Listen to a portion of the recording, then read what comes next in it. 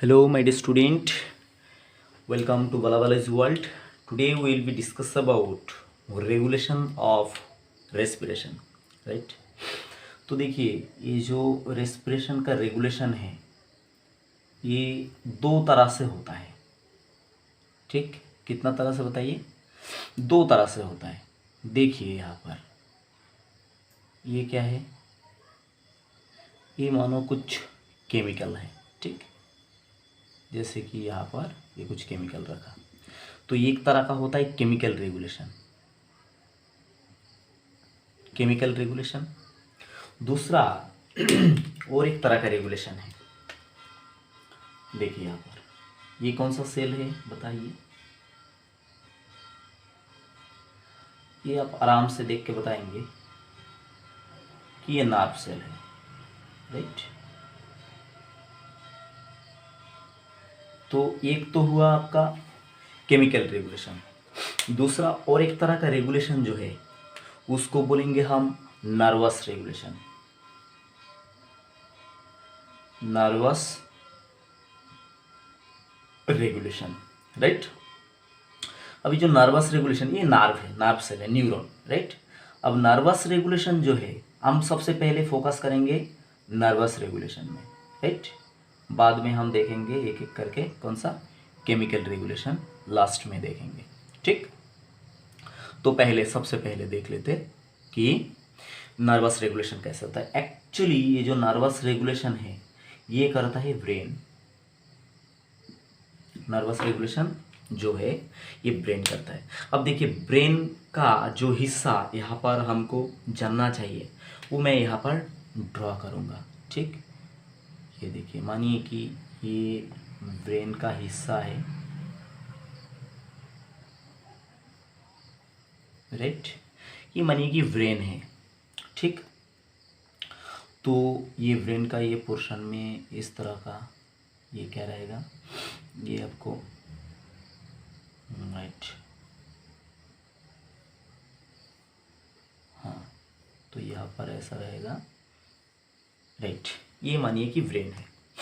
ठीक, और थोड़ा सा और स्पेसिफाई कर देता हूँ, राइट? अब आपको लगने लगा कि हाँ ये ब्रेन है, राइट?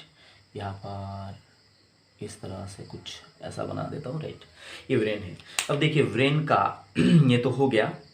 अब थोड़ा सा ओरिएंटेशन बताता हूँ आपको कि यहाँ पर एक्चुअली मनी की ऐसा है,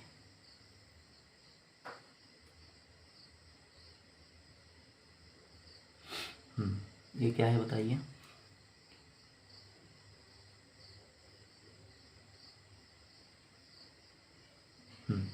जस्ट सिंप्लीफाइड वे में यहाँ पर मैं आपको दिखाने का कोशिश कर रहा हूँ, राइट?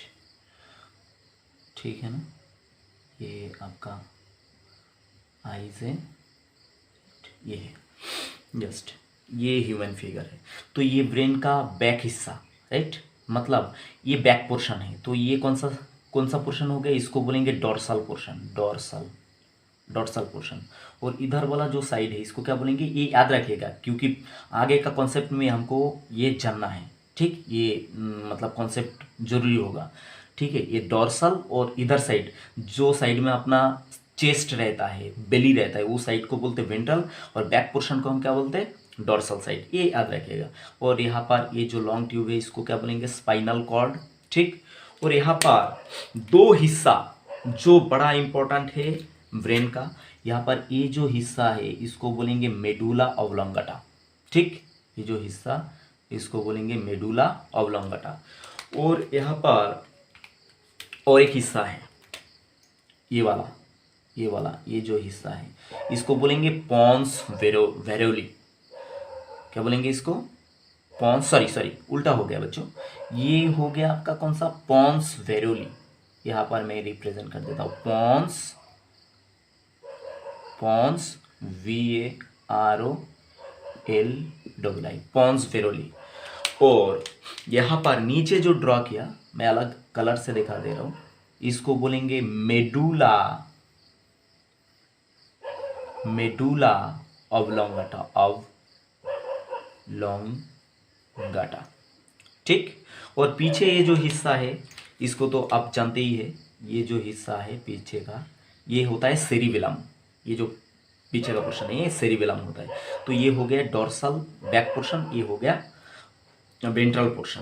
अब देखिए यहाँ पर मैं जो बताने जा रहा था, यहाँ पर मैंने डिवीजन देखा है कि रेगुलेशन ऑफ रेस्पिरेशन जो है ये दो तरह का रेगुलेशन होता है। एक तो होता है नर्वस रेगुलेशन जो करता है ब्रेन, और दूसरा है केमिकल रेगुलेशन, उसके बारे में बाद में बात करेंगे। अब देखिए ब्रेन का ये जो रेगुलेटरी सेंटर है फर्दर डिवाइड हुआ दो टाइप में डिवाइड हुआ फर्दर। एक होता है कि वॉलेंटरी कंट्रोल, ठीक है, रेस्पिरेशन का। एक होता है वॉलेंटरी कंट्रोल, VOLUNTARY, एक होता है वॉलेंटरी कंट्रोल। और एक तरह का कंट्रोल होता है जिसको बोलते हैं involuntary control, involuntary control, right. अब देखिए आप सोच रहे हैं कि वॉलेंटरी कंट्रोल और इनवॉलेंटरी कंट्रोल क्या है। देखिए जो हम रेस्पिरेशन कर रहे हैं, मैं सांस ले रहा हूँ, ठीक है, मानिए कि मैं सो गया तो फिर भी मैं सांस लेते रहा, ठीक। आप भी सो गए तो आप भी मतलब सांस ले ही रहे, है ना। तो अब क्या हुआ, देखिए सांस ले रहा है, अगर इंटेंशनली हमको पता है क्या कि नींद में भी हम सांस ले रहे हैं, नहीं, ये इनवॉलेंटरी अपना माइंड व्हील से कंट्रोल नहीं हो रहा है, इनवॉलेंटरी कंट्रोल हो रहा है, ठीक। जैसे कि अपना हार्ट कंट्रोल होता है, हार्ट कैसे कंट्रोल होता है, इनवॉलेंटरी। आप अगर हार्ट को ऑर्डर दोगे भाई तू 2 मिनट रुक जा, धड़कन रुका दे, तो रुकेगा नहीं। तो इस तरह का कंट्रोल को क्या बोलते हैं, इनवॉलेंटरी कंट्रोल, ठीक है, जो अपना माइंड व्हील से कंट्रोल नहीं होगा। और जो अपना माइंड व्हील से कंट्रोल कर सकते हैं उसको क्या बोलेंगे, वॉलेंटरी कंट्रोल। देखिए हम सांस ले रहे हैं, मैं इंस्पिरेशन किया, अंदर लिया सांस और बाहर छोड़ दिया, ये तो हो गया नॉर्मल। पर ये हो गया इनवॉलेंटरी कंट्रोल में, नॉर्मल जो सांस लिया और सांस छोड़ दिया इनवॉलेंटरी कंट्रोल में हो गया। पर नॉर्मल सांस लेने के बाद फिर हम अगर चाहे तो इंटेंशनली और सांस ले सकते हैं। ये देखिए मैंने इंटेंशनली लिया, तो ये मैंने इच्छा करके लिया, माइंड व्हील से इसको कंट्रोल कर सकते हैं। तो इस तरह का कंट्रोल को बोलेंगे वॉलेंटरी कंट्रोल। तो ये वॉलेंटरी कंट्रोल जो है ये इसका मतलब सेंटर कहाँ पर रहता है, ये सेंटर रहता है यहाँ पर एक कॉर्टेक्स में, ये वाला पोर्शन। इसलिए मैंने ये डायग्राम बनाया था, राइट। ये वाला है कॉर्टेक्स, ठीक। तो ये वॉलेंटरी कंट्रोल कौन करता है, ब्रेन का कौन सा हिस्सा, कॉर्टेक्स। कॉर्टेक्स याद रखिएगा, एग्जाम पॉइंट ऑफ व्यू है बड़ा इंपॉर्टेंट, राइट। ये कॉर्टेक्स कौन सा कंट्रोल करता है, वॉलेंटरी कंट्रोल। ये वाला जो पार्ट है, ये जो पार्ट है, ये जो ब्रेन का ऊपर वाला हिस्सा है, ये पार्ट है, इसको क्या बोलते हैं, कॉर्टेक्स बोलते हैं, राइट। तो ये वॉलेंटरी कंट्रोल के लिए रिस्पॉन्सिबल। अब देखिए इनवॉलेंटरी कंट्रोल कौन करता है, फिर इनवॉलेंटरी कंट्रोल करता है यहाँ पर दो जो सेंटर आपको बना के दिया, एक होता है कि पॉन्स वेरोलाई और दूसरा क्या है, मेडुला ऑब्लोंगाटा, ठीक। तो यहाँ पर देखिए इनवॉलेंटरी कंट्रोल फिर से डिवाइड हो रहा है, ठीक, डिवाइड हो रहा है कि कौन कौन करता है बताइए। एक होता है, एक कर रहा है कौन, पॉन्स वेरोली, ठीक, यहाँ पर ये मैंने बताया, यहाँ पर स्टार मार्क्स दे रहा हूँ, ठीक। और दूसरा कौन कर रहा है, मेडुला ऑब्लोंगाटा, ठीक, ये वाला पोर्शन। तो यहाँ पर ब्रेन में इसलिए मैं ये डायग्राम बनाया था क्योंकि आपको ओरिएंटेशन पता होना चाहिए था, राइट। अब आगे मैं क्या करूँगा, ये जगह को कट करूँगा, ये जगह को कट करके मैं आपको जूम करके दिखाऊंगा कि इसके अंदर क्या क्या सेंटर है और कैसे ये वॉलेंटरी एंड इनवॉलेंटरी कंट्रोल हो रहा है रेस्पिरेशन का, राइट। और बाद में मैं बात करूँगा किसका, chemical control of respiration. I hope आपको यहाँ तक बात बिल्कुल क्लियर हो गया, राइट। अब देखिए यहाँ पर हम पहले देख लेते कि न्यूरल कंट्रोल कैसे होता है। तो ये पार्ट यहाँ पर वही डायग्राम मैं यहाँ पर बना दिया। ये जो पार्ट है बताइए, ये कौन सा पार्ट है, ये कॉर्टेक्स है, ठीक, ये कॉर्टेक्स है। और ये जो पार्ट है यहाँ पर, ये पार्ट को क्या बोलोगे आप, इसको मैंने ऑलरेडी बताया, इसको बोलेंगे पॉन्स वेरोली, पॉन्स के नाम से जानते हैं, ठीक। और नीचे ये जो पार्ट है, ये पार्ट को क्या बोलोगे, इसको बोलोगे मेडुला ऑब्लोंगाटा, मेडुला ऑब्लोंगाटा, मैं शॉर्ट फॉर्म यूज़ कर रहा हूँ। और ये है सेरिबेलम, इसका कोई फंक्शन यहाँ पर नहीं है, सेरिबेलम, ठीक।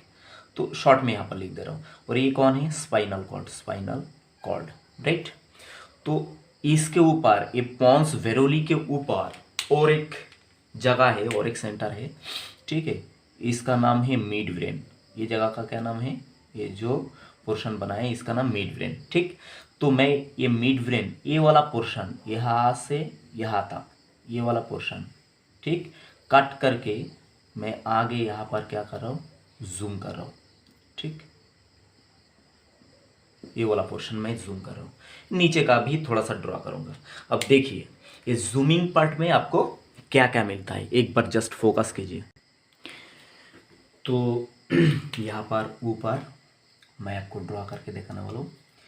ये है, मानिए कि ये जो पोर्शन है, ये जो पोर्शन मैंने यहाँ पर आपको बना के दिया, ये मानिए कि मिड ब्रेन। ठीक, ये जो पोर्शन है ये mid brain, MB mid brain, right. ये मिड ब्रेन मैंने कट कर दिया। ठीक, यहाँ से मैंने इस पार्ट जूम करके देखा। तो मिड ब्रेन के नीचे कौन सा पार्ट रहेगा, आप ऑलरेडी ये बात जान चुके हैं। ये जो पार्ट है इसको क्या बोलेंगे बताइए, पोन्स वेरोली। ठीक, पोन्स वेरोली। पोन्स वेरोली के नीचे ये कौन है, ये हो गया आपका कौन सा पार्ट बताइए, मेडुला ऑब्लोंगाटा। ठीक, तो इसको घेर देता हूँ, ये इसको घेर दिया, और ये जा रहा है, रन हो रहा है स्पाइनल कॉर्ड, और इसके पीछे ये जो पार्ट है ये कौन है, ये है सेरिबेलम। ठीक है, इसको छोड़ देता हूँ। तो यहाँ पर छोटा छोटा करके मैं क्या कर देता हूँ, इसको लिख देता हूँ। ये जो पार्ट है इसको बोलेंगे कौन सा बताइए, पोन्स, PONS, पोन्स VAROLI, पोन्स वेरोली। और ये जो पार्ट है इसको क्या बोलेंगे, मेडुला ऑब्लोंगाटा, मेडुला ऑब्लोंगाटा। ठीक, तो ब्रेन का ये दो सेंटर बड़ा इंपॉर्टेंट है कि रेस्पिरेशन को कंट्रोल करने के लिए। ठीक, अब देखिए यहाँ पर एक एक करके मैं डिस्कस करता। देखो सबसे पहले पोन्स वेरोलाई के ऊपर आएंगे। पोन्स वेरोलाई में क्या है, दो प्रिंसिपल सेंटर है मेनली। कितना सेंटर, दो प्रिंसिपल सेंटर। यहाँ पर ये ऊपर के तरफ यहाँ पर एक सेंटर है, स्पेशल सेंटर। ठीक, जिसको बोलेंगे न्यूमोटॉक्सिक सेंटर। अब ध्यान रखिएगा ये कहाँ पर बात कर रहा हूँ मैं, पोन्स वेरोलाई का बात कर रहा हूँ। ये जो सेंटर है इसका नाम क्या है, न्यूमोटॉक्सिक सेंटर। यहाँ पर मैं दिखा दे रहा हूँ क्योंकि आगे हमको यहाँ पर बहुत कुछ देखना है। Pneumotaxic centre. ठीक, ये मैंने लिख दे रहा हूँ क्योंकि नीमो का पहला वर्ड P आ रहा है, मैं बाद में इसको लिख के दूंगा। यहाँ पर पहले जानकारी रखो, ये पोन्स वेरोलाई के ऊपर रेस्पिरेशन को कंट्रोल करने के लिए क्या होता है, एक सेंटर होता है जिसको बोला गया न्यूमोटॉक्सिक सेंटर। और इसका नीचे यहाँ पर एक और सेंटर होता है जिसका नाम है, ये भी कहाँ पर बताइए, पोन्स वेरोलाई में सिचुएटेड है। थोड़ा सा ऊपर बनाता हूँ, थोड़ा सा ऊपर बनाता हूँ। ये जो पार्ट है इसको बोलेंगे एपन्यूस्टिक सेंटर। कौन सा सेंटर, एपन्यूस्टिक सेंटर। ठीक, तो ये दो सेंटर जो है ये कहाँ पर सिचुएटेड है बताइए, पोन्स वेरोली में सिचुएटेड है। और दो सेंटर और है जो कहाँ पर, मेडुला ऑब्लोंगाटा में सिचुएटेड है। तो मैंने बताया था ये साइड को क्या बताया था, डोर्सल साइड, डोर्सल। और ये क्या है, वेंट्रल साइड। तो इस साइड में जो भी रहेगा किसमें, मेडुला ऑब्लोंगाटा में, तो ये क्या होगा, कोई भी डोर्सल पोर्शन का होगा। तो इसका नाम है, ये जो न्यूरॉन है, ग्रुप ऑफ न्यूरॉन, इसका नाम है, एक सेंटर है, इसको बोलेंगे DRG। क्या बोलेंगे इसको, DRG। DRG का लॉन्ग फॉर्म क्या होता है, डोर्सल रेस्पिरेटरी ग्रुप। मैंने फिर से प्रोनाउंस करता हूँ, DRG का नाम क्या होता है, डोर्सल रेस्पिरेटरी ग्रुप। अब आपको समझ में आ रहा है कि यहाँ पर डोर्सल क्यों बोला, क्योंकि ये डोर्सल साइड में है, मेडुला ऑब्लोंगाटा का डोर्सल साइड में है, इसलिए डोर्सल रेस्पिरेटरी ग्रुप है।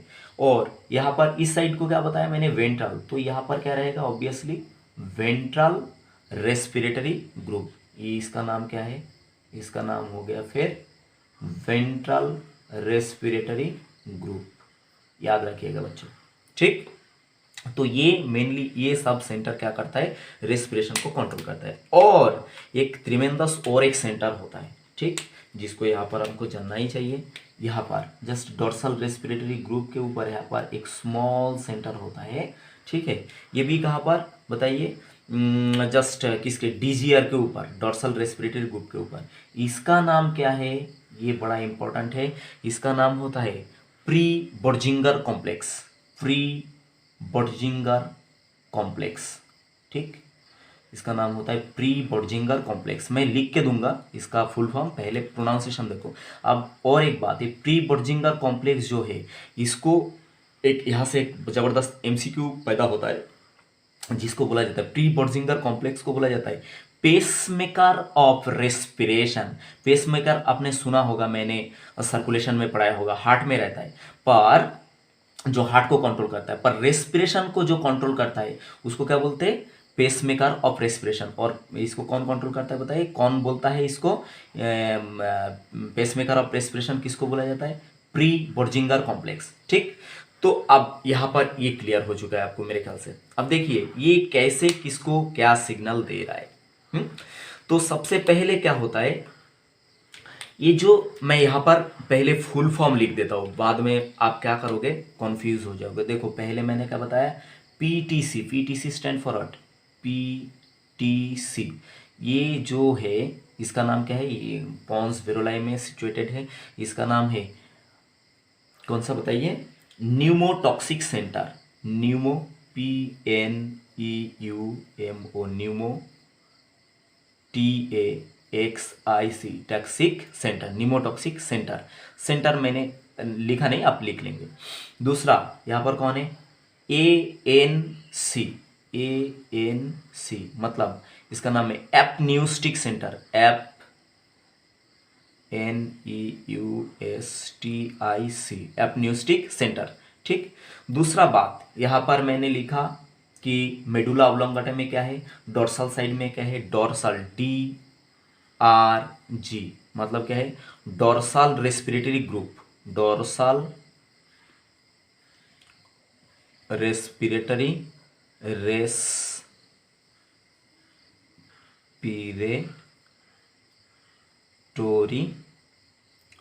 Dorsal रेस्पिरेटोरी group, GROUP, right.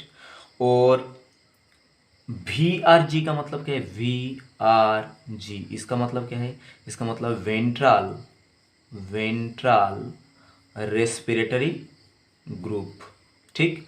और एक यहाँ पर बताया आपको कि DGR के ऊपर रहता है, मतलब डोर्सल रेस्पिरेटरी ग्रुप के ऊपर रहता है, जिसका नाम क्या है, PVC मतलब प्री बर्जिंगर,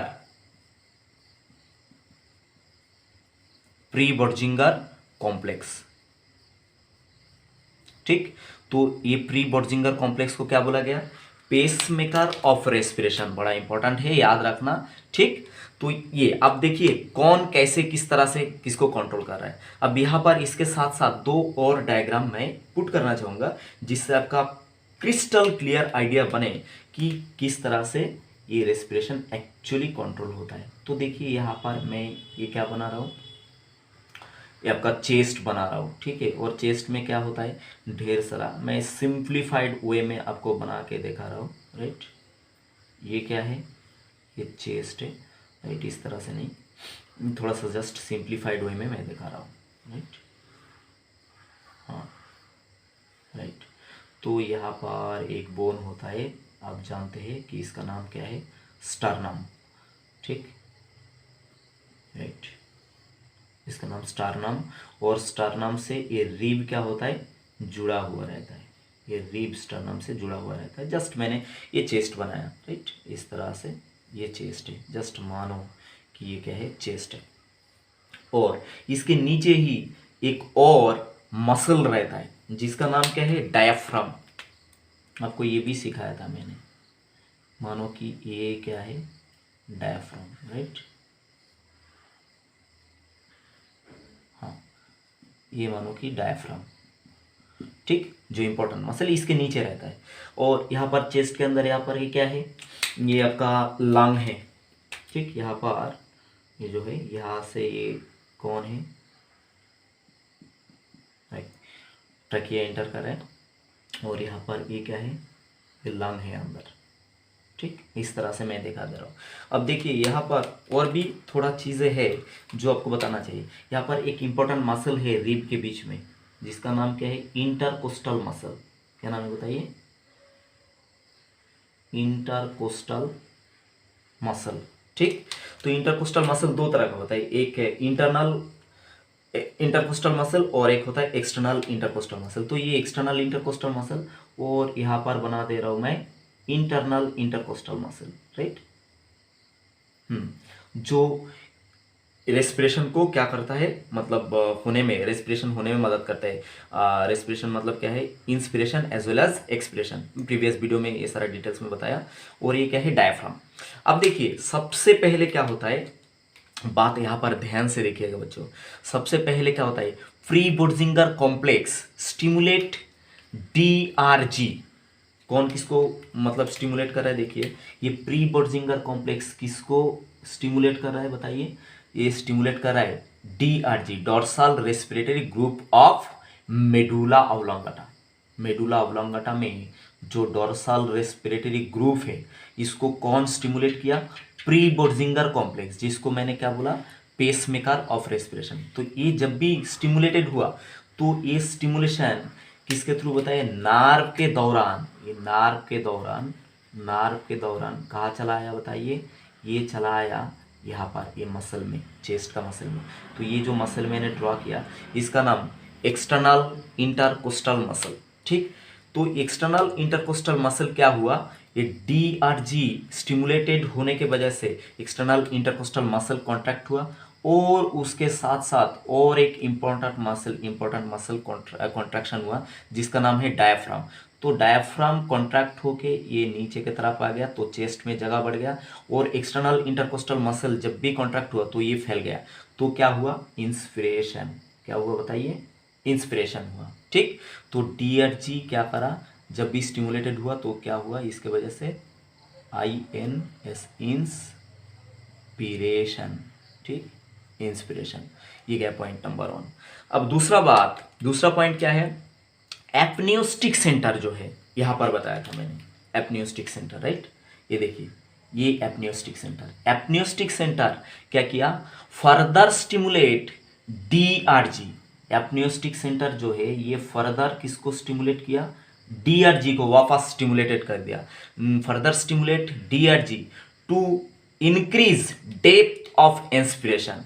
ठीक है, जैसे हमने नॉर्मली ये इंस्पिरेशन करा दिया, ऑलरेडी इंस्पिरेशन करा दिया, पर ये एपनियोस्टिक सेंटर फर्दर स्टिमुलेटेड किया किसको, DRG को, मतलब डोर्सल रेस्पिरेटरी ग्रुप को। और उसने क्या किया कि इंस्पिरेशन का जो डेप्थ है, मान लो हल्का पुल्का हमने ऐसा ले लिया, उसका डेप्थ को बढ़ा देता है, और इंस्पिरेशन आप कर सकते, तो ऐसे इस तरह से कर देता है। और इसके वजह से क्या हुआ, आप थोड़ा देर और क्या कर लोगे, इंस्पिरेशन कर पाओगे। ठीक, अब इंस्पिरेशन कर रहे हो, कितना देर करोगे, अगर उससे भी ज़्यादा इंस्पिरेशन किया तो लंग्स फट जाएगा ना, तो उसको इनहिबिट करना चाहिए अभी।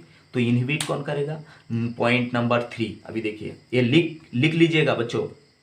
पॉइंट नंबर 3 में मैं क्या बताऊंगा कि एपनियोस्टिक सेंटर नहीं, अभी क्या बताया था, अभी बताया था एपनियोस्टिक सेंटर फर्दर स्टिमुलेट किया था DRG and it increase the depth of inspiration. Right, अब फाइनल थर्ड पॉइंट यहां पर सीखने वाले हैं हम।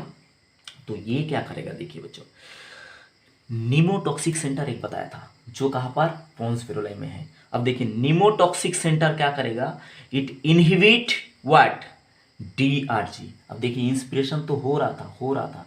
ठीक, अब इसको रुकना जरूरी है। तो ये जो सेंटर है, ये क्या किया, मतलब नीमोटॉक्सिक सेंटर, ये क्या किया, इनहिबिट कर दिया किसको, DRG को, डोर्सल रेस्पिरेटरी ग्रुप को, कि भाई और इंस्पिरेशन मत करो, लंग्स फट जाएगा, इनहिबिट। तो वही पॉइंट बताया कि pneumotaxic centre inhibit DRG and excite VRG। इसने और एक काम कर दिया, इसको तो इनहिबिट कर दिया कि शांत हो जाओ भाई, और एक्साइटेड किसको कर दिया, एक्साइटेड कर दिया VRG को।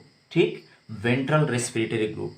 तो ये VRG को जब एक्साइटेड किया, ठीक है, तो ये अकेला नहीं कर पाया, इसके साथ कौन इसका हेल्प किया बताइए, वेगस नर्व। तो मैं वो स्टेटमेंट बता रहा हूं कि pneumotaxic centre inhibit DRG and excite VRG with the help of vagus nerve. इसने इसको एक्साइट कर दिया। तो ये जब भी एक्साइट हुआ तो क्या हुआ, ये सिग्नल लेके आया किसके पास बताइए, फिर से चेस्ट के पास, और ये सिग्नल फाइनली किसके अंदर आए, किसके पास आएगा बताइए। ये देखिए यहाँ पर मैंने बताया था कि इंटरनल इंटरकोस्टल मसल को सिग्नल दिया, तो क्या हुआ, ये कर दिया एक्सपीरेशन। क्या कर दिया बताइए, एक्सपीरेशन। ठीक, एक्सपीरेशन कर दिया। ये बात आपको क्रिस्टल क्लियर हुआ बच्चों, मेरे ख्याल से हुआ। अब देखिए यहाँ पर शॉर्ट में आपको बता देते कि किसका क्या फंक्शन है। देखिए यहाँ पर ये जो DRG ने क्या करा, यहाँ पर बताया मैंने, ये करा इंस्पिरेशन, यहाँ पर लिख दिया मैंने ऑलरेडी, इसके बारे में फिर से लिखेंगे नहीं। उसके बाद VRG क्या किया, इसने किया एक्सपिरेशन।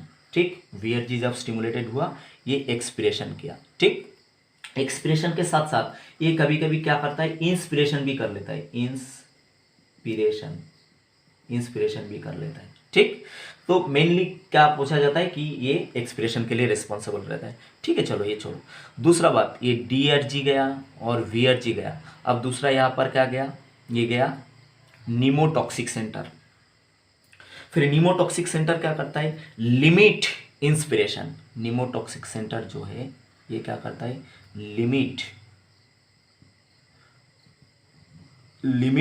इंस्पिरेशन। ठीक, देखिए नीमोटॉक्सिक सेंटर कब एक्टिव हुआ था, नीमोटॉक्सिक सेंटर DRG को इनएक्टिव किया था, भाई रुक जाओ और इंस्पिरेशन मत करो फट जाएगा लंग, हाँ, और स्टिमुलेटेड किया था किसको, VRG को, जो जिसकी वजह से एक्सपिरेशन हुआ था। ठीक, तो ये इंस्पिरेशन को लिमिट में रखेगा कि कब तक, किस हद तक हमको इंस्पिरेशन करना चाहिए, राइट। और दूसरा और एक बात नीमोटॉक्सिक सेंटर के बारे में कि it is responsible for smooth respiratory rhythm. ठीक, रेस्पिरेशन का एक रिदम रहता है, हम हैप्पीली नहीं रह सकते, ऐसे लेते क्या ऐसे लेते क्या, नहीं लेते, एक रिदम रहता है, ऐसे लिया फिर छोड़ दिया।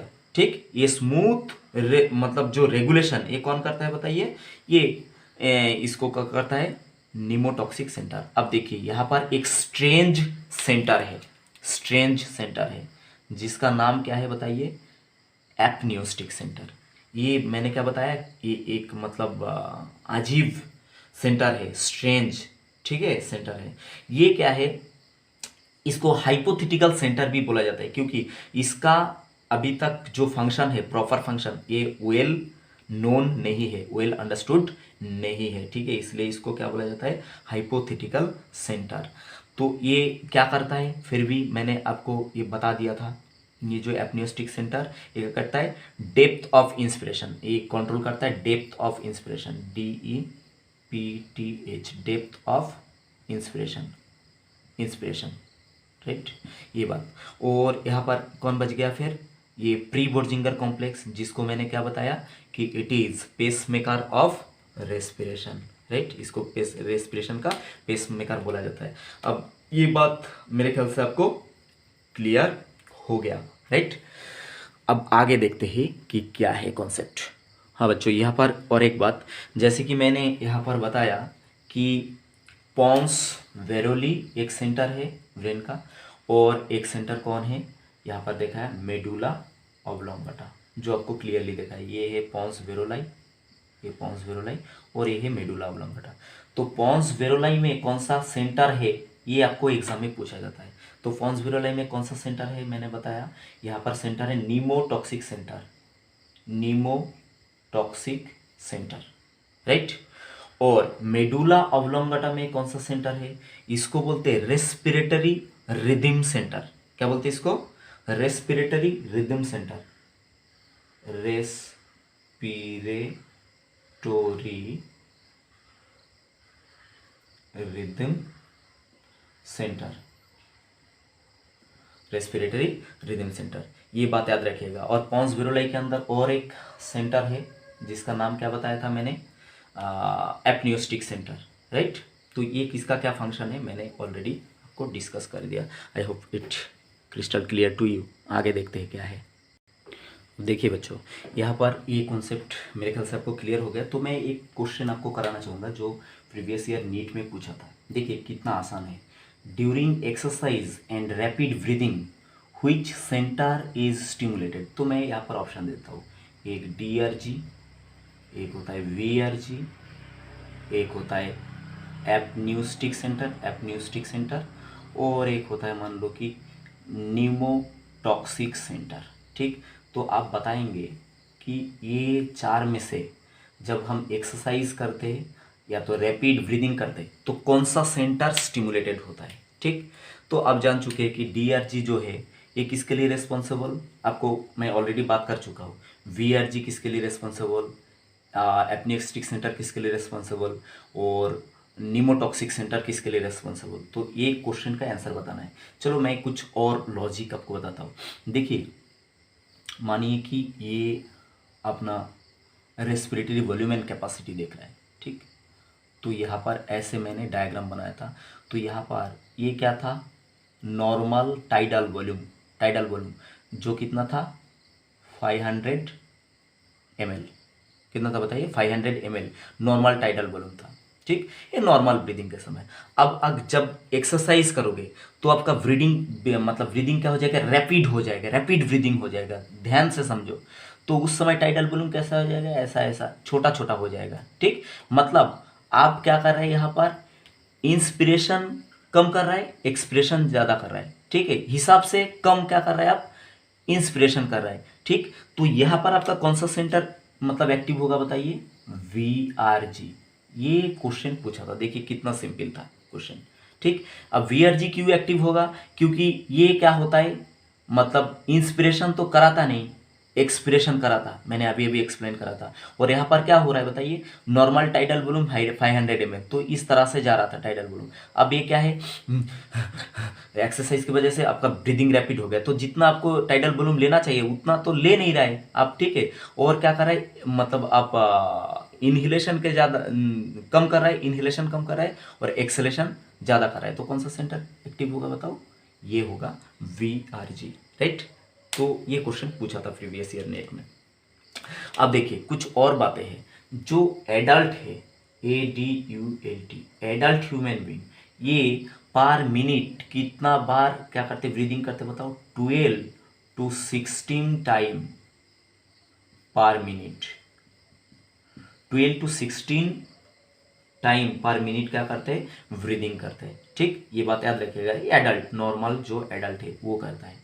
अब दूसरा बात, एक इन्फेंट, अगर ये आपको घुमा के चालाकी से पूछा तो क्या करोगे, इन्फेंट जो है, इन्फेंट जो है इनका देखना ब्रीदिंग रेट काफ़ी फास्ट होता है, काफ़ी ज़्यादा होता है, क्योंकि उनके पास फीटल हीमोग्लोबिन रहता है। इसका कॉन्सेप्ट मैंने carbon dioxide transport and oxygen transport जब पढ़ाया था तो बताया था। ठीक है, तो वो कितना बार करते बताओ, 44 टाइम पर मिनट।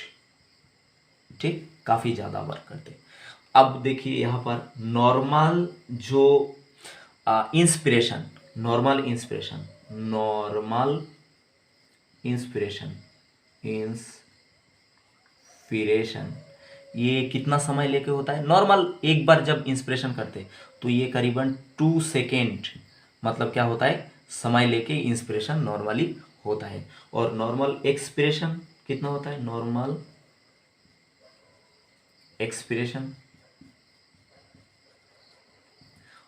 एक्सपिरेशन होता है करीबन 3 सेकेंड। ठीक, ये बात MCQ पॉइंट ऑफ व्यू बड़ा इंपॉर्टेंट है और मैं उम्मीद करता हूँ आप याद रखेंगे। ठीक, ये हो गया आपका ऑल अबाउट कौन सा बताइए, मतलब ब्रेन जो कंट्रोल करता है, मतलब न्यूरल कंट्रोल हो गया। ठीक, अब हम देखेंगे chemical control of respiration.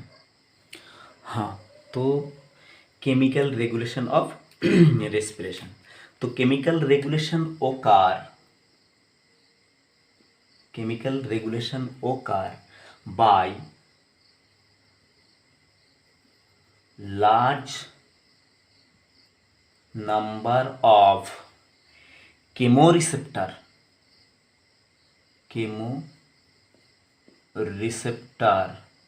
presenting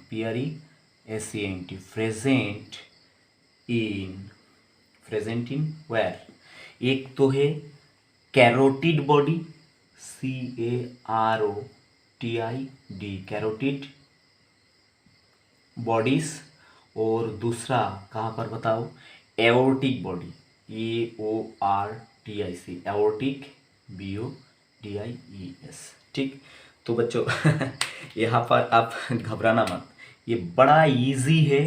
carotid body क्या है, एओर्टिक बॉडी क्या है, और कैसे ये केमोरिसेप्टर यहाँ पर किस तरह से प्रेजेंट रहता है, और किस तरह से केमोरिसेप्टर ये मतलब अपना ब्रीदिंग को कंट्रोल करता है, रेस्पिरेशन को कंट्रोल करता है, एकदम क्रिस्टल क्लियर हो जाएगा, बिल्कुल चिंता मत करो। ठीक, तो यहाँ पर मैंने ये स्माइली बना देता हूँ, ठीक, क्योंकि ये है इतना ज़बरदस्त और इतना प्यारा, आप देखते रह जाओगे। ठीक, तो मैंने क्या बताया, chemical regulation Omkar by large number of chemoreceptor present in, कहाँ पर प्रेजेंट है chemoreceptor, large number of carotid body पे और एओर्टिक बॉडी पे।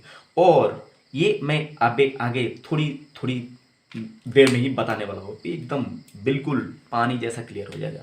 और कुछ चीज़ें हैं जो क्या करता है, केमिकल रेगुलेशन को इफेक्ट करता है या कंट्रोल करने में मदद करता है, जैसे कि carbon dioxide concentration. Carbon dioxide concentration मान लो ब्लड में बढ़ गया, ठीक, तो इस वजह से कार्बन डाइऑक्साइड कंसेंट्रेशन ब्लड में बढ़ने की वजह से क्या होगा, हाइड्रोजन आयन का कंसेंट्रेशन, H+ आयन का कंसेंट्रेशन भी क्या होगा, इंक्रीज हो जाएगा। अगर H+ आयन का कंसेंट्रेशन इंक्रीज हो गया तो क्या हो जाएगा, ब्लड का जो pH है, pH क्या हो जाएगा, डिक्रीज, मतलब pH डिक्रीज होने की वजह से क्या हो जाएगा, ब्लड कैसा बन जाएगा, एसिडिक। ठीक, तो ये बिल्कुल नहीं चलेगा। जैसे कि हम जानते हैं अपना ब्लड का pH कितना है, 7.4, ब्लड का pH कितना है बताइए, 7.4, तो ये बेसिक pH है। तो अगर कार्बन डाइऑक्साइड बढ़ गया तो हाइड्रोजन आयन का कॉन्सेंट्रेशन बढ़ेगा, हाइड्रोजन आयन का कॉन्सेंट्रेशन बढ़ेगा तो pH डाउन हो जाएगा, और down pH leads to acidity. ठीक, तो इस समय क्या होगा, देखिए कार्बन डाइऑक्साइड ऑब्वियसली अगर बढ़ गया तो हम क्या करेंगे, कार्बन डाइऑक्साइड को रिमूव कर देंगे, और रिमूव करने से हमको एक्सप्रेशन करना पड़ेगा, और एक्सप्रेशन के बाद हमको क्या चाहिए, एक दिल मतलब छाती भर के हमको सांस लेना है, मतलब इट स्टिमुलेट इंस्पिरेशन। ये जो सारा फैक्टर है मैंने बताया, ये स्टिमुलेट करता है किसको बताओ, इंस्पिरेशन को स्टिमुलेट करता है। अब कैसे करता है ये स्टिमुलेशन, मैं आगे दिखाता है। ये जो है, ये मैंने अभी अभी बताया था, ये क्या करता है बताइए, ये स्टिमुलेट करता है आपका इंस्पिरेशन, राइट, ये आपका है, और ये O2 अंदर गया और CO2 क्या आया बताइए, बाहर आ गया। ठीक, किसकी वजह से, अगर आपका बॉडी में कार्बन डाइऑक्साइड बढ़ गया तो वो बढ़ा देगा आपका हाइड्रोजन आयन का कॉन्सेंट्रेशन। कैसे हाइड्रोजन आयन का कॉन्सेंट्रेशन बढ़ाता है, ये मैं कार्बन डाइऑक्साइड ट्रांसपोर्ट में आपको बताया था, वो वीडियो आप देख लेना अगर नहीं देखा तो। और H+ आयन का कॉन्सेंट्रेशन जो है ये क्या करता है, ये pH को डिसाइड करता है। ठीक, H+ आयन का कॉन्सेंट्रेशन अगर बढ़ा तो pH डिक्रीज हो जाएगा, मतलब एसिडिक pH हो जाएगा। अगर H+ आयन का कॉन्सेंट्रेशन कम हो गया तो ब्लड का pH कैसा रहेगा, नॉर्मल रहेगा। ठीक, 7.4 बेसिक pH रहेगा। बात समझ में आ गया ना बच्चों, ठीक है। अब देखते हैं कि डायग्राम के थ्रू देखते हैं कि what is carotid body and how it control our breathing, and what is aortic body and how its control our breathing also, right. और इसके साथ कोरिलेट करूंगा ये सारा फैक्टर्स, राइट। तो देखिए यहाँ पर तो आप देखिए, आप जानते हैं कि मैं कुछ भी करता हूँ तो डायग्राम के बिना मैं बात ही नहीं करता। तो यहाँ पर देखो कि कैरोटिड बॉडी और एओर्टिक बॉडी कहाँ पर प्रेजेंट रहता है और किस तरह से ये अपना ब्रीदिंग मतलब रेस्पिरेशन को रेगुलेशन करता है। तो देखिए ये रहता है हार्ट के पास, क्या होता है बताइए, हार्ट के पास एक्चुअली होता है आर्टरी, एओर्टा होता है। तो मैं ये हार्ट का स्ट्रक्चर बना रहा हूँ, राइट। तो आप जानते हैं कि ह्यूमन का हार्ट जो है ये 4 चेम्बर होता है, ठीक। तो ये हो गया एक चेम्बर, राइट एट्रियम, और यहाँ पर बना दिया मैंने लेफ्ट एट्रियम, और बीच में मान लो कि ये राइट वेंट्रिकल, ये हो गया लेफ्ट वेंट्रिकल, ये हो गया राइट वेंट्रिकल, ये हो गया लेफ्ट वेंट्रिकल, ये हो गया कौन, राइट एट्रियम, ये हो गया लेफ्ट एट्रियम। ठीक, ये बताने का ज़रूरत नहीं है क्योंकि आपको आइडिया क्या देना है कि कैरोटिड बॉडी कहाँ पर रहता है, एओर्टिक बॉडी कहाँ पर रहता है। तो ये देने के लिए एक तुम क्रिस्टल क्लियर आइडिया आपको दिलाने के लिए मैं ये डायग्राम ड्रॉ करने का कोशिश कर रहा हूँ। तो देखिए यहाँ से ये इन्फीरियर वेना केवा, ये हो गया सुपीरियर वेना केवा। ब्लड आया कहाँ पर, ब्लड आके गिरा ये राइट एट्रियम में, राइट एट्रियम से ब्लड कहाँ आया, राइट वेंट्रिकल, और राइट वेंट्रिकल से ब्लड क्या हुआ, ब्लड चला गया लांग के पास, लांग के पास ब्लड चला गया। ठीक, बाया पल्मोनरी आर्टरी। ठीक, ये आर्टरी को मैं बाद में बनाऊंगा, ये पल्मोनरी आर्टरी, दो लंग में दो चला गया। अब देखिए पल्मोनरी आर्टरी से जब लंग में ब्लड गया तो ये फिर पल्मोनरी वेन से फिर वापस आया। ठीक, यहाँ पर वापस आया, यहाँ से लेफ्ट एट्रियम में आया, लेफ्ट एट्रियम से लेफ्ट वेंट्रिकल, और फिर यहाँ से ब्लड कहाँ पर बताओ, ये रास्ता पकड़ के ब्लड क्या हुआ बताइए, ये चला गया एओर्टा में। कहाँ पर चला गया बताइए, aorta, that is our aim. ठीक, ये एओर्टा में चला गया। तो देखिए ये एओर्टा, राइट,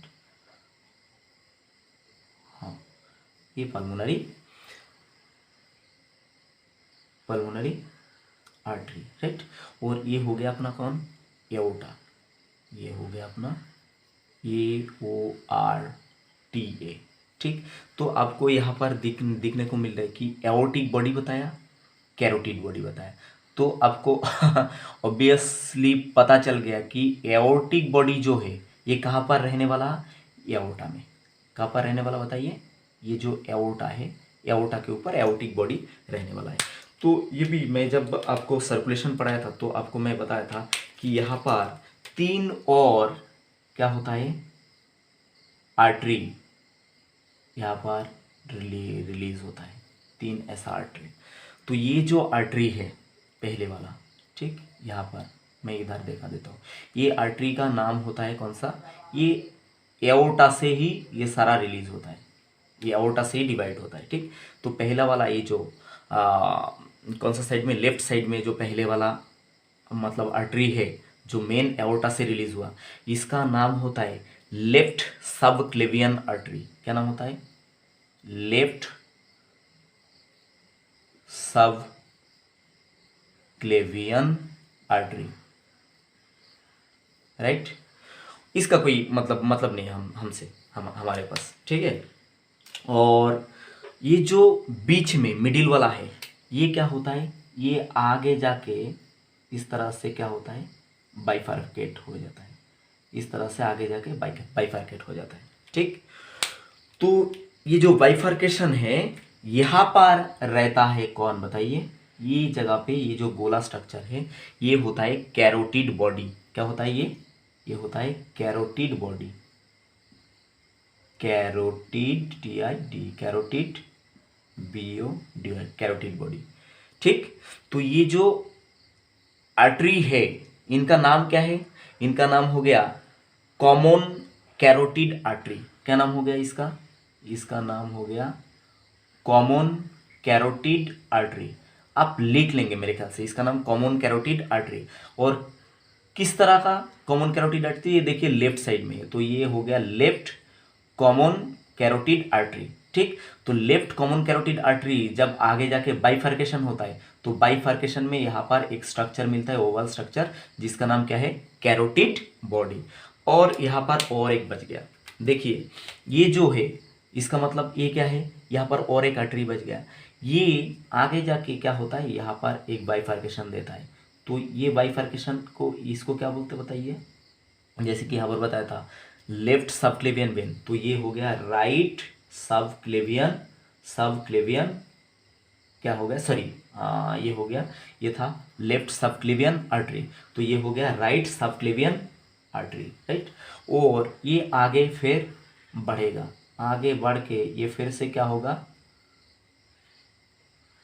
इनके जैसा फिर से बाइफर्केशन होगा, किसका, लेफ्ट कॉमन कैरोटिड आर्टरी के तरह ये बाइफर्केशन होगा। और ये बाइफर्केशन यहाँ पर ये जो बाइफर्केशन हुआ यहाँ पर क्या रहेगा बताइए, यहाँ पर और एक कैरोटिड बॉडी मौजूद रहेगा, और एक कैरोटिड बॉडी, तो ये भी एक कैरोटिड बॉडी है। और ये जो आपका आर्टरी फिर गया, इसका नाम क्या होगा बताइए, इधर वाला इसका नाम क्या हुआ, लेफ्ट कॉमन कैरोटिड आर्टरी, तो इधर क्या होगा इसका नाम, right common carotid artery.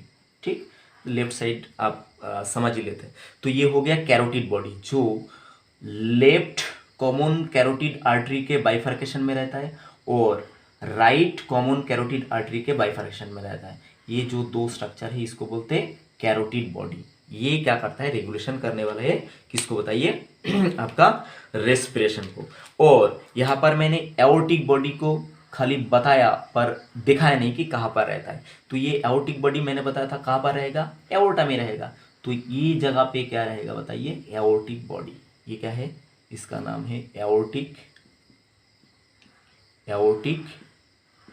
Body. ठीक, और ये दोनों जगह, एक एओर्टिक बॉडी और कैरोटिड बॉडी में लार्ज अमाउंट में, मैंने पहला स्टेटमेंट में बताया था, लार्ज अमाउंट में क्या रहता है, केमोरिसेप्टर रहता है। और एक केमोरिसेप्टर क्या करता है, जो ब्रीदिंग है इसको क्या करता है, रेस्पिरेशन जो है इसको क्या करता है, रेगुलेट करता है। अब देखते हैं कि कैसे ये रेगुलेट करता है। मानिए कि ये मेडुला ऑब्लोंगेटा, यहाँ पर ये मैं हटा देता हूँ, इसको हटा देता हूँ तो थोड़ा सा जगह मिल जाएगा हमको। राइट, तो मानिए कि ये जो है अपना मेडुला ऑब्लोंगेटा, राइट, ये मेडुला ऑब्लोंगेटा। यहाँ पर मैं लिख लेता हूँ medulla oblongata of brain. Medulla oblongata कहाँ पर है और मेडुला ऑब्लोंगेटा के अंदर क्या क्या है वो आपको पता है, मैंने ऑलरेडी बताया। ये मेडुला ऑब्लोंगेटा। अब क्या होता है, आप जानते हैं कि मेडुला ऑब्लोंगेटा क्या होता है, रेस्पिरेटरी रिदम सेंटर होता है मेडुला ऑब्लोंगेटा, मैंने बताया था। तो ये क्या करता है, रेस्पिरेशन को कंट्रोल करता है। और एक सेंटर होता है जिसका नाम क्या था, फोन्स वेरोली। वो कैसे कैसे करता है वो उसमें हम नहीं जा रहे हैं। यहाँ पर केमिकल कंट्रोल कैसे हो रहा है ये दिखा रहा है। अब देखिए ये जो क्या था, ये कैरोटिड बॉडी, कैरोटिड बॉडी से मेडुला ऑब्लोंगेटा में एक नार्व जाता है। ठीक है, मतलब एक्चुअली मेडुला ऑब्लोंगेटा से ये नार्व कैरोटिड बॉडी में आता है। ठीक, ये कैरोटिड बॉडी में आया। तो ये जो नार्व है इसका नाम क्या है, जो मतलब कैरोटिड बॉडी से मेडुला ऑब्लोंगेटा में गया, इसका नाम है ग्लॉसोफेरेंजियल नार्व। ग्लॉसोफेरेंजियल नार्व, ठीक है, ग्लॉसोफेरेंजियल नार्व।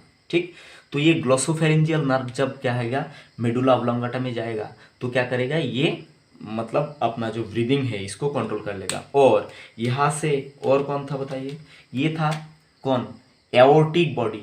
एओर्टिक बॉडी से नार्व क्या होता है, ये भी मेडुला ऑब्लोंगेटा में जाता है। मतलब मेडुला ऑब्लोंगेटा से ये नार्व एओर्टिक बॉडी में आता है। तो इस तरह से क्या होता है, ये कंट्रोल होता है। और ये कौन सा नार्व, ये भी क्वेश्चन में पूछा जा सकता है। ये जो नार्व है इसका नाम है आपका वेगस नर्व। आपने नाम सुना होगा वेगस नर्व, वेगस नर्व। ठीक, तो ये दो नार्व मेडुला ऑब्लोंगेटा में जाके कंट्रोल करता है इंस्पिरेशन एंड एक्सपिरेशन। तो इस तरह से कंट्रोल होता है। और दूसरा, ये नार्व स्टिमुलेटेड क्यों होगा, देखिए अगर मानिए कि ब्लड में क्या हो गया, CO2 बढ़ गया, ब्लड में क्या बढ़ गया बताइए, CO2 बढ़ गया, ब्लड में इंक्रीज हो गया। तो हाई CO2 क्या करेगा, H+ आयन का कॉन्सेंट्रेशन क्या करेगा, इंक्रीज करा देगा। H+ आयन का कॉन्सेंट्रेशन अगर इंक्रीज हो गया तो pH जो है, ब्लड का pH जो है डाउन हो जाएगा। और डाउन pH क्या करता है, एसिडिक हो जाता है, एसिडिक pH हो जाता है। ठीक, एसिडिटी को बढ़ा देता है, एसिडिक pH हो जाता है। तो ये सारा फैक्टर क्या करता है, इंस्पिरेशन को इंडिकेट करता है। तो ये ब्लड में जब एसिडिक pH हो गया, मतलब ब्लड जब एसिडिक हो गया, ब्लड में जब हाई CO2 घूम रहा है, हाई कार्बन मतलब ये घूम रहा है H+ आयन, और लो pH हो रहा है, मतलब एसिडिक ब्लड बन गया।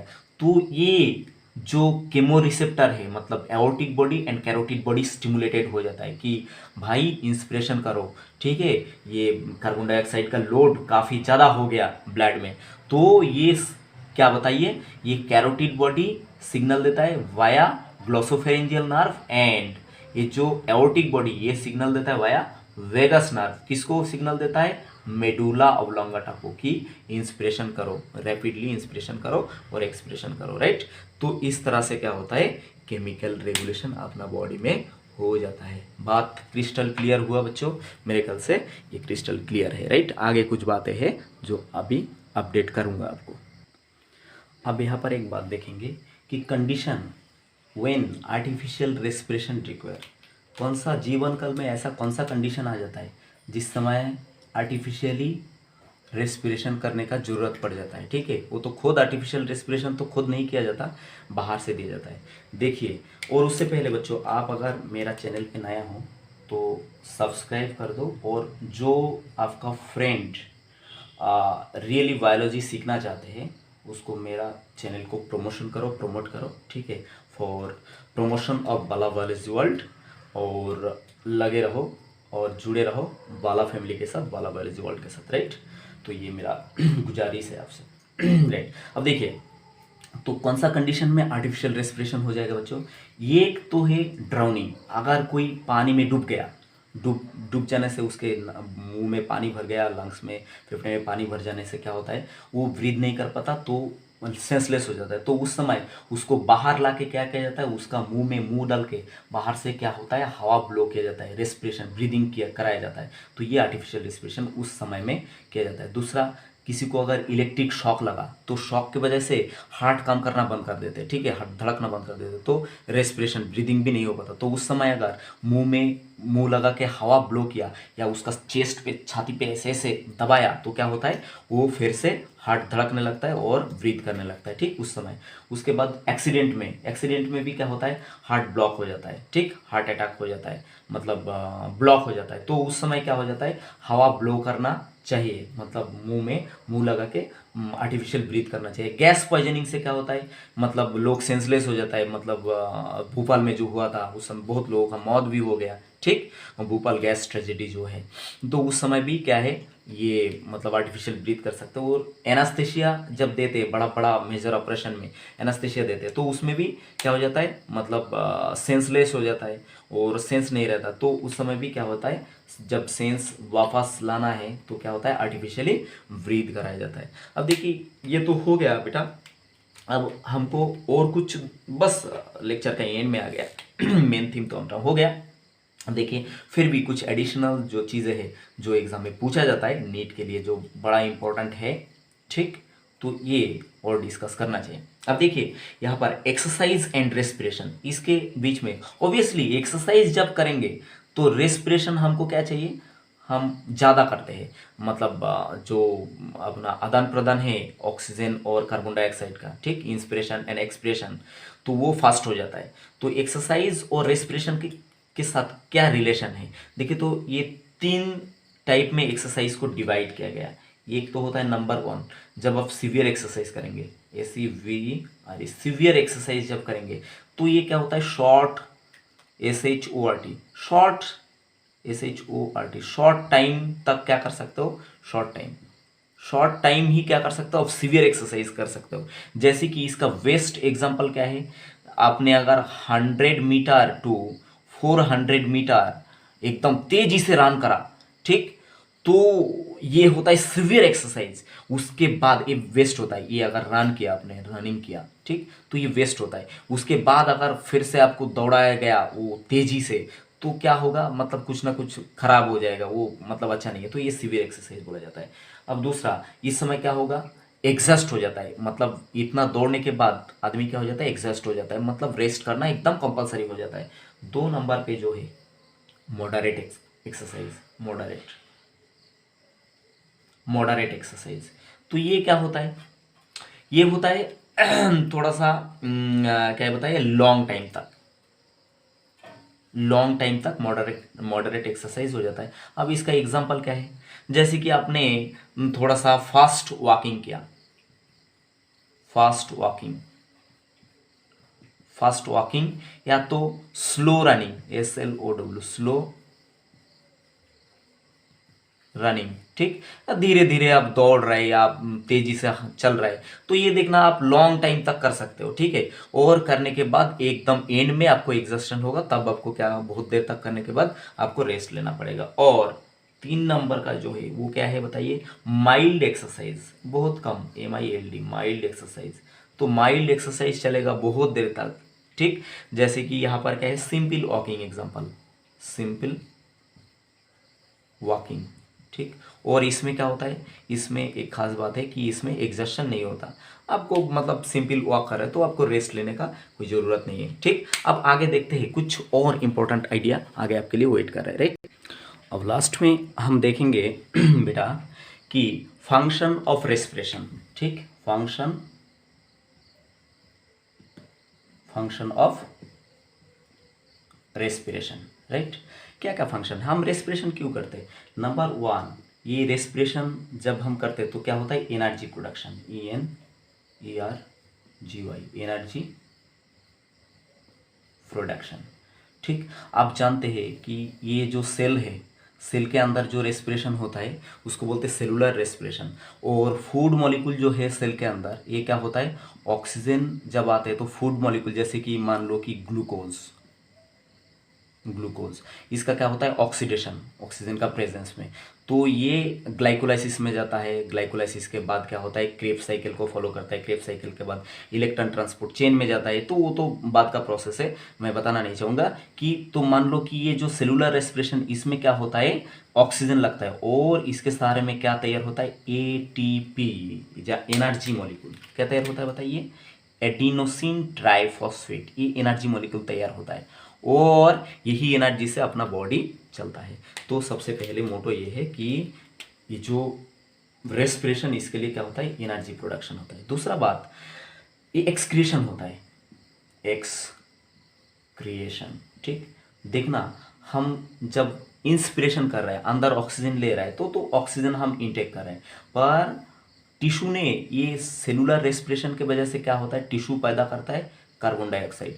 तो carbon dioxide is very very toxic for our body, इसको बॉडी से बाहर निकलना चाहिए, क्योंकि हाई कार्बन डाइऑक्साइड रहेगा तो आपको ये कॉन्सेप्ट पता है कि हाई H+ आयन रहेगा, हाई H+ आयन रहेगा तो एसिडिटी क्या हो जाएगा, बढ़ जाएगा, एसिडिक हो जाएगा, हाई एसिडिक हो जाएगा, जिसकी वजह से pH क्या हो जाएगा, लो, ठीक। तो ये कार्बन डाइऑक्साइड को रिमूव करना चाहिए और इसके साथ सेलुलर रेस्पिरेशन में क्या बनता है, H2O, वाटर भी बनता है। तो ये भी सांस के साथ देखना, थोड़ा सा वाटर भी बाहर निकलता है और कार्बन डाइऑक्साइड तो जाता ही है। तो ये एक्सक्रिएशन का प्रोसेस, राइट। दूसरा, रेस्पिरेशन के दौरान और क्या क्या होता है बताइए, जैसे कि मेंटेन एसिड बेस, अब ये भी बताया क्या होता है, मेंटेन एसिड बेस, ठीक। जैसे कि आप जानते हैं कि अपना बॉडी का जो नॉर्मल pH है वो कितना होता है, बॉडी का pH कितना होता है, pH 7.4, ठीक, बेसिक pH। तो अगर कार्बन डाइऑक्साइड बॉडी में बढ़ जाएगा तो ये कार्बन डाइऑक्साइड H+ आयन को बढ़ाता है और जिसके वजह से एसिडिक हो जाता है। तो कार्बन डाइऑक्साइड को अगर रिमूव कर दिया तो क्या हो गया, नॉर्मल pH में बॉडी रन करेगा। तो ये एसिड बेस को ये मेंटेन करता है। और 4 नंबर में क्या है, ये देखिए बॉडी का टेम्परेचर मेंटेन करते हैं, मेंटेन टेम्परेचर। जैसे कि आप थोड़ा सा ये करना, मतलब ऑब्जर्व करना, आप जब सांस छोड़ दे रहे हो तो कैसा ठंडा निकल रहा है या गर्म, मतलब हवा निकल रहा है। तो देखना, हाथ देके हाथ में ऐसा करो, देखो आप हाथ थोड़ा सा गीला गीला भी हो जाता है क्योंकि पानी, वाटर निकलता है एज ए एक्सक्रीटरी मटेरियल। और क्या निकलता है बताइए, इसके साथ गर्म हीट निकलता है। ये जो एटीपी पैदा हो रहा है, ये एटीपी से अपना बॉडी तो मतलब चल रहा है ठीक ठाक, और कुछ हीट क्या हो जाता है, वेस्ट हो जाता है, मतलब कुछ हीट ऐसे ही मतलब चला जाता है। तो ये हीट अगर बॉडी से बाहर नहीं गया था तो बॉडी में मतलब टेम्परेचर कितना, अपना बॉडी का नॉर्मल टेम्परेचर 37 डिग्री सेल्सियस।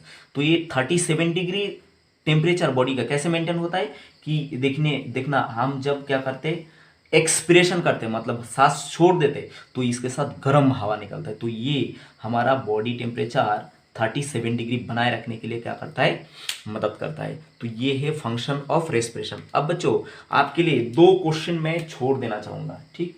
ये मुझे कमेंट बॉक्स में आप जरूर बताना, question number 1 and question number 2। Question number 1 जो है, ये मेरा क्वेश्चन है कि